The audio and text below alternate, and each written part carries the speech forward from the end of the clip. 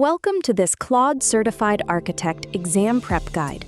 In this video, we are going to break down the Claude Certified Architect blueprint in a beginner-friendly way. The main goal is not just to memorize answers, but to understand how Claude expects reliable AI systems to be designed in production.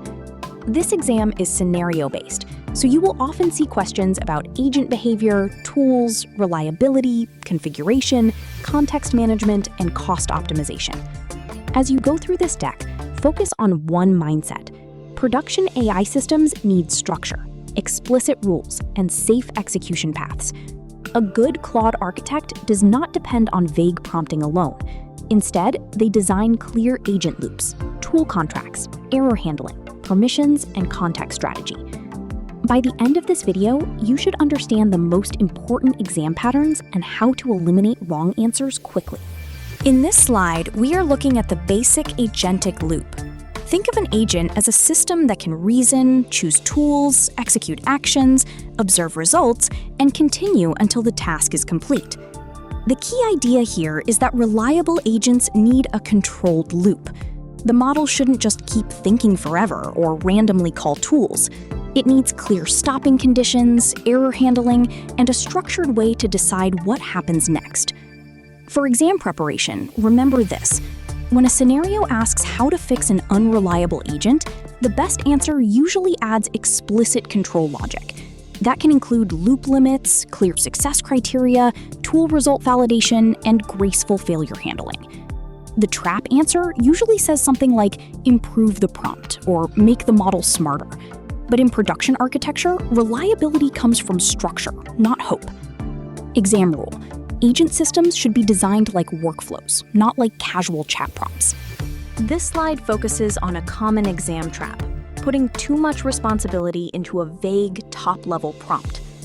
A top-level prompt is useful, but it cannot be the only reliability mechanism. If the system needs strict behavior, such as stopping after a certain number of steps or using a tool only under specific conditions, those rules should be enforced programmatically or through structured design. In the exam, you may see options that say, tell the model more clearly, or add a stronger instruction. These can sound reasonable, but they are often not enough. A production-grade Claude system should use explicit boundaries. For example, instead of saying, be careful not to loop, set a max iteration limit. Instead of saying, only use this tool when needed, define tool eligibility rules. Exam rule. Soft instructions are weaker than hard architectural controls. Here we see a scenario where an agent is processing a task, calling tools, and deciding what to do next. The important exam skill is to identify whether the issue is with reasoning, tool design, or loop control. When an agent loops unnecessarily, repeats tool calls, or ignores previous results, the fix is usually not just adding more text to the prompt. The better solution is to improve state management and loop conditions. For example, the agent should know what has already been tried. It should save tool outputs. It should check whether the result satisfies the user request before calling another tool. For beginners, think of this like a checklist. Before the agent acts again, it should ask, do I already have the answer? Did the last tool call fail? Is retry allowed? Have I reached the limit? Exam rule. Reliable agents need memory of actions, tool results, and stopping logic. This slide explains an important architect rule.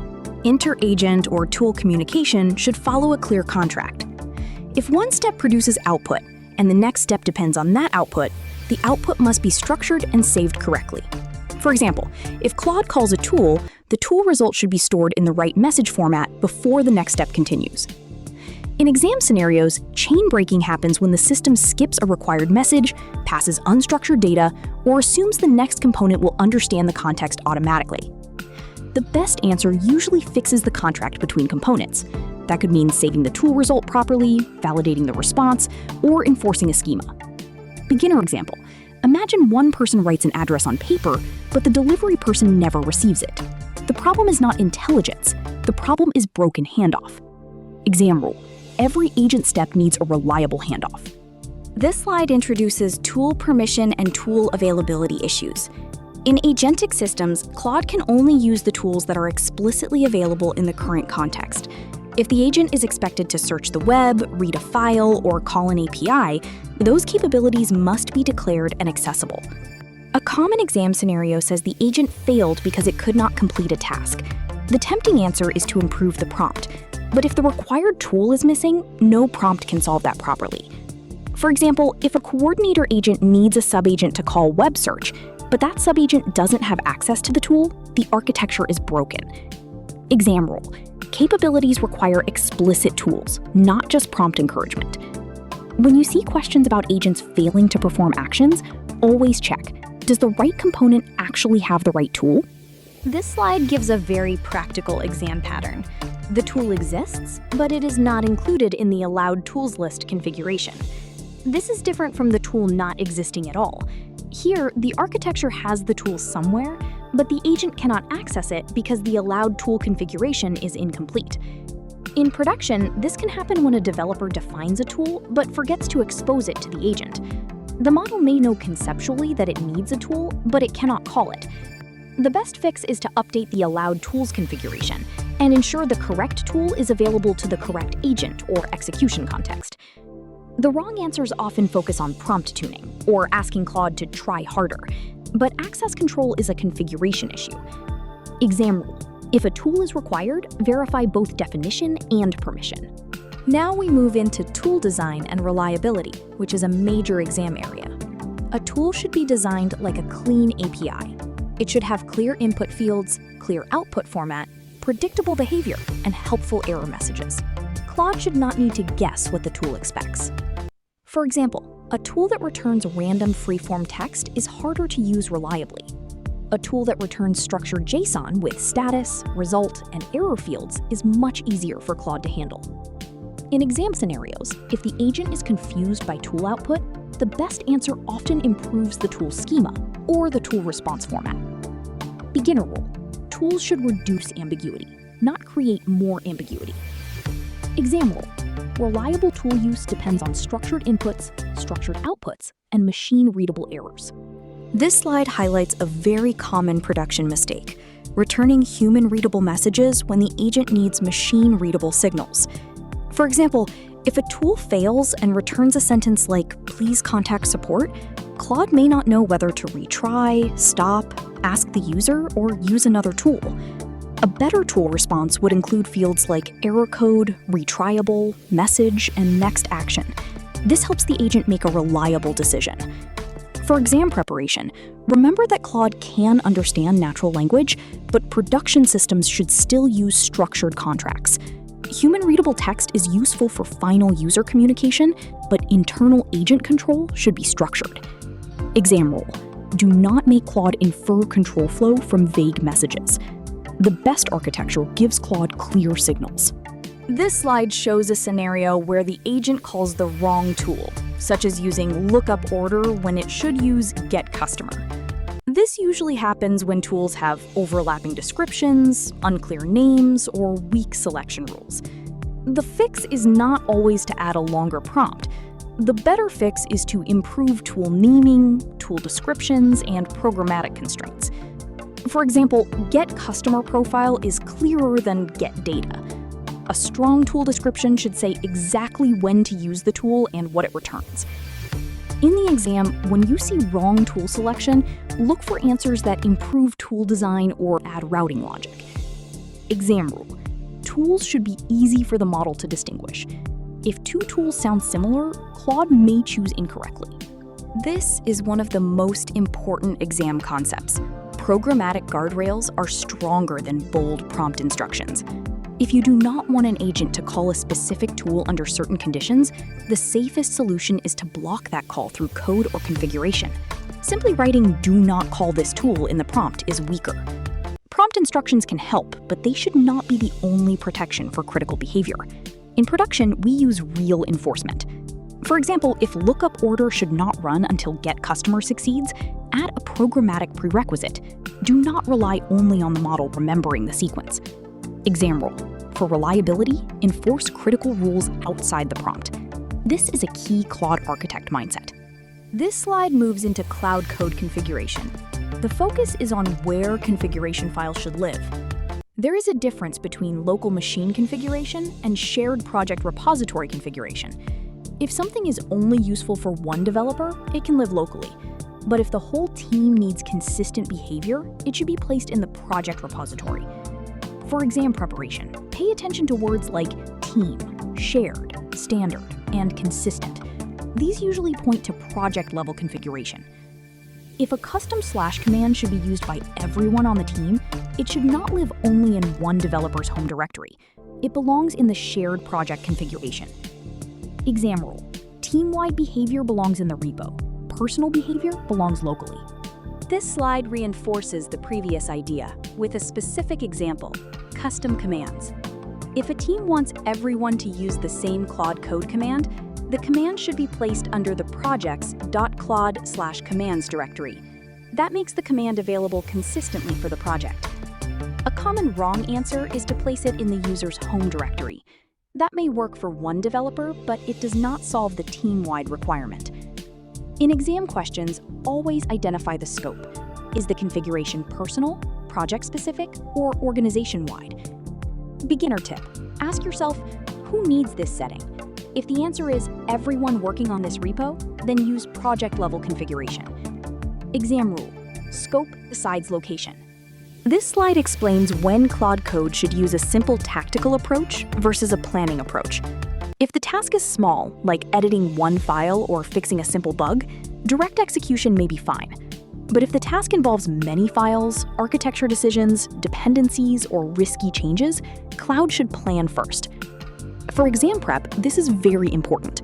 Large changes need analysis before execution. Claude should inspect the codebase, understand dependencies, and propose an approach before modifying files. The wrong answer usually jumps straight into editing. That may be fast, but it can break production systems. Exam rule: small task equals execute. Architectural task equals plan first. Reliable engineering requires understanding impact before making changes. This slide shows why plan mode is useful. Plan mode allows Claude to analyze the codebase, review dependencies, understand architecture, and propose a strategy before writing code. This is especially important for refactoring, migration, microservices, or multi-file changes. In exam scenarios, when you see phrases like legacy monolith, multiple files, microservices, or architectural decision, the best answer often involves planning first.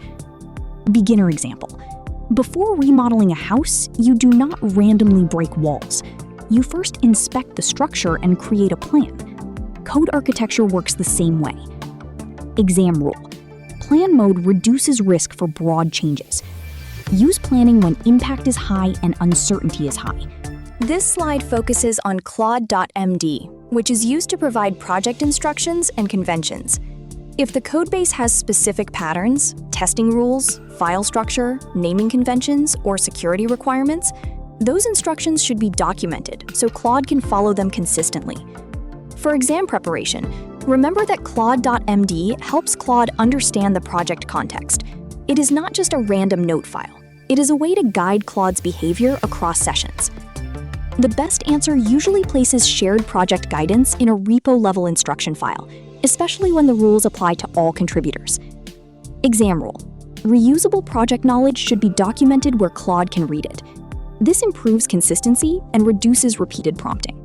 This slide explains path-specific rules.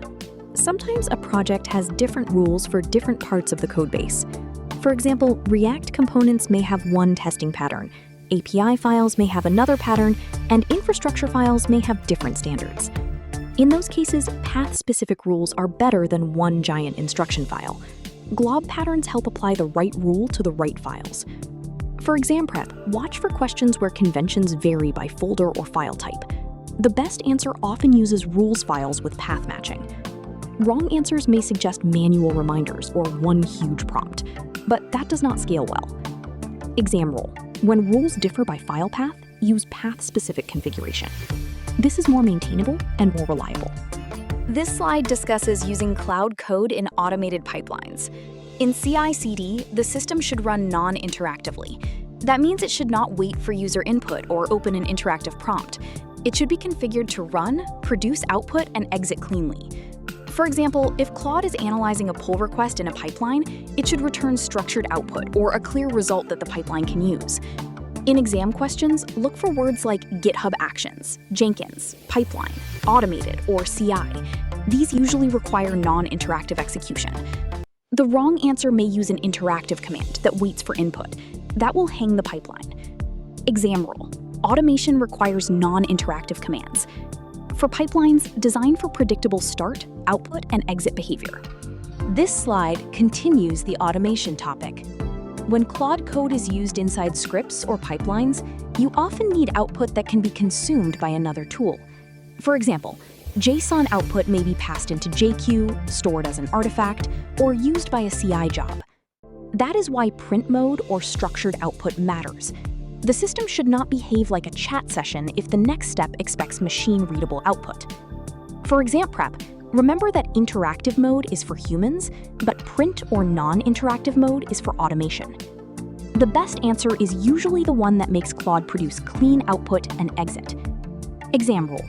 Choose the execution mode based on the consumer. Human reading? Interactive is okay. Pipeline reading? Use structured non-interactive output. This slide introduces context management and reliability. Claude has context limits and cost considerations. A beginner mistake is to send everything into the context window every time. That can be slow, expensive, and unnecessary. In production, we should choose context carefully. Real-time user queries may need low latency. Batch jobs can run later, especially if they are not urgent. Pre-processing, caching, summarization, and retrieval can help reduce cost. In the exam, watch for trade-offs between speed, latency, cost, and accuracy. The best answer depends on the use case. For example, a real-time support chat should be fast, but an overnight analytics report can run in batch. Exam rule. Not every task needs real-time processing.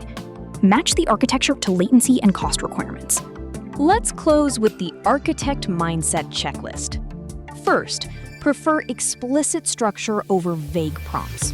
Reliable systems need schemas, contracts, permissions, and guardrails. Second, design tools like APIs. Clear input, clear output, clear errors, and clear retry behavior. Third, use project-level configuration when behavior should be shared across a team. Use local configuration only for personal preferences. Fourth, use plan mode for complex architectural changes, and direct execution for small tactical tasks.